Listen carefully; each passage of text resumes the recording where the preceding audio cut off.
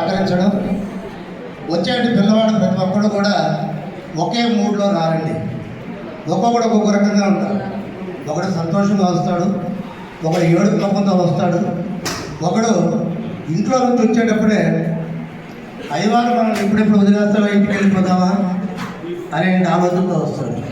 సరే ఎందుకు వస్తున్నాడు అంటే కొత్తగా వాళ్ళ అత్తో మావయ్యో ఎవరో బంధుమిత్రులు ఎవరైనా వచ్చుంటే వాళ్ళతో వెళ్ళి కాలక్షేపం చేద్దామనే ఉద్దేశంతో ఆలోచన అంతా వాళ్ళ దగ్గర ఉంటుంది. సరే అలాంటప్పుడు పిల్లవాడిని ఉపాధ్యాయుడికి తిప్పుకోవడానికి ఇక్కడ ఉపాధ్యాయుడిగా పిల్లవాడిని ఒక చిన్న ప్రశ్న వేస్తున్నాడు. అమ్మా శివప్రియ అమ్మ, ఒక స్త్రీ 1 గంటలో 50 చపాతీలు చేస్తే 3 స్త్రీలు కలిసి ఎన్ని చపాతీలు చేస్తారు తల్లి? సో 50 చేస్తారు. నువ్వన్నా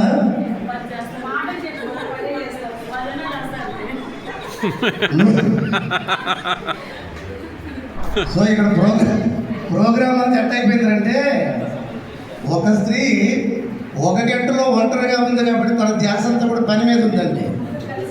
ఇక్కడ 3 చేరినారు, మనకి స్థాపితే ఉంది. 3 గొప్పలు గారు ఒక దగ్గర చేరినారంటే ముల్లోకాలు తిప్పలు పెట్టి వదిలేస్తారంట. సో ఆ విధంగా ఉంటుంది.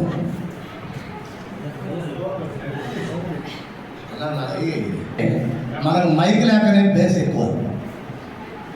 అందుకే ఏ మీటింగ్కి వెళ్ళినా ముందు తీసుకెళ్ళి బొమ్మలాగా నిలబెట్టేసి ఇక నువ్వు వాగరా నాయన, ఏం వాగుతావో చూద్దామంటారు. Okay, thank you. చూపిస్తున్నాను, బాగా దీన్ని పరిశీలించండి. ఈ చిత్రంలో మీరు ఏమైతే పరిశీలించారో వాటి గురించి కొన్ని వాక్యాలు చెప్పండి, లేకపోతే పదాలు చెప్పండి. మీరు ఏమేమి చూసారు?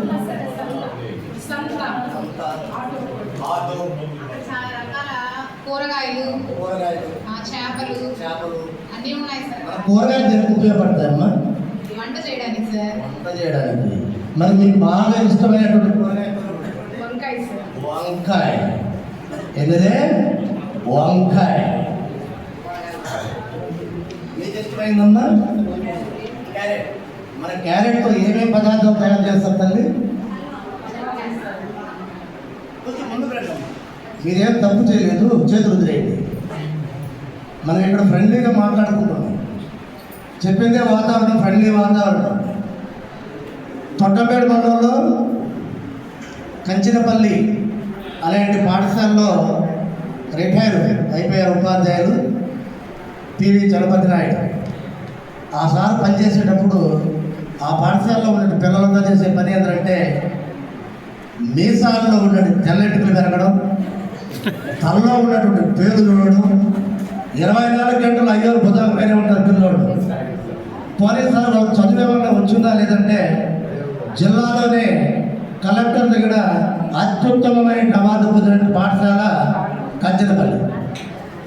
ఎప్పుడైతే పిల్లలు మనతో పాటు మమేకంగా ఉంటారో భయం లేకుండా మనం చెప్పే ప్రతి విషయాన్ని వాళ్ళు గ్రహించి తిరిగి మనకు రెస్పాండ్ అవుతారు. ఓకే, క్యారెట్ ఏం చేస్తారమ్మా? బిర్యానీ చేస్తారు.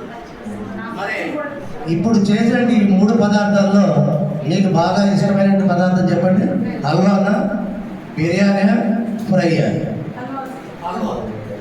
హల్వా చేయాలంటే ఏమేమి చేస్తాను తల్లి?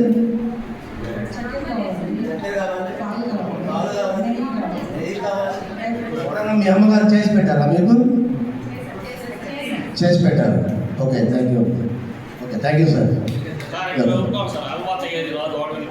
సార్ తెలీదా?